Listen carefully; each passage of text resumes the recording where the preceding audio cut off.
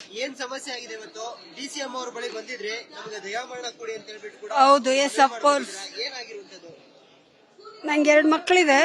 ಒಂದ್ ಮಗಳು ಮದುವೆ ಮಾಡ್ಕೊಟ್ಟಿ ಮಹಾರಾಷ್ಟ್ರ ಇದ್ದಾಳೆ, ಮಗ ಇಲ್ಲೇ ಇದ್ದಾನೆ, ಲವ್ ಮ್ಯಾರೇಜ್ ಮಾಡ್ಕೊಂಡಿದ್ದಾನೆ. She is widow and 1 kid.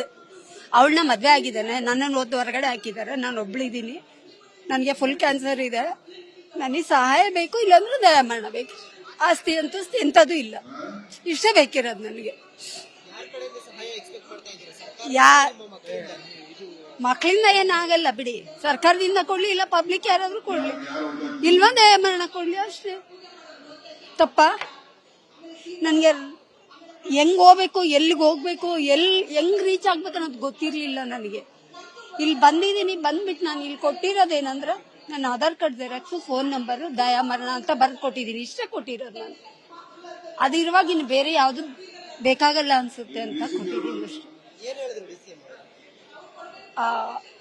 ಹೇಳಿದಾರೆ ಅವ್ರಿಗೆ, ಸಾಹೇಬ್ರಿಗೆ, ಆಯುಕ್ತರಿಗೆ ಹೇಳಿದಾರೆ, ಮಾತಾಡಿ ಏನ್ ನೋಡಿ ಅಂತ. ನನ್ಗೇನ್ ಮಾಡ್ತಾರೆ, ನಂಗೆ ಮನೆ ಬೇಡ, ಯಾಕಂದ್ರೆ ನಾನು ಇವತ್ತು ಸಾಯ್ತೀನಿ, ನಾಳೆ ಸಾಯ್ತೀನಿ, ನಂಗೆ ಗೊತ್ತಿಲ್ಲ. ನಾನು ಫುಲ್ ಕ್ಯಾನ್ಸರ್ ಪೇಷಂಟ್, ಮನೆ ತಗೊಂಡು ನಾನು ಏನ್ ಮಾಡ್ಲಿ?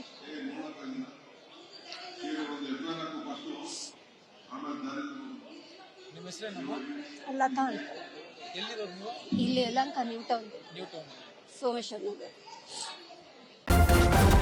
ನ್ಯೂಸ್ ಫಸ್ಟ್, ನಿರ್ಭೀತಿಯಿಂದ ನಿಮ್ಮ ಪರವಾಗಿ.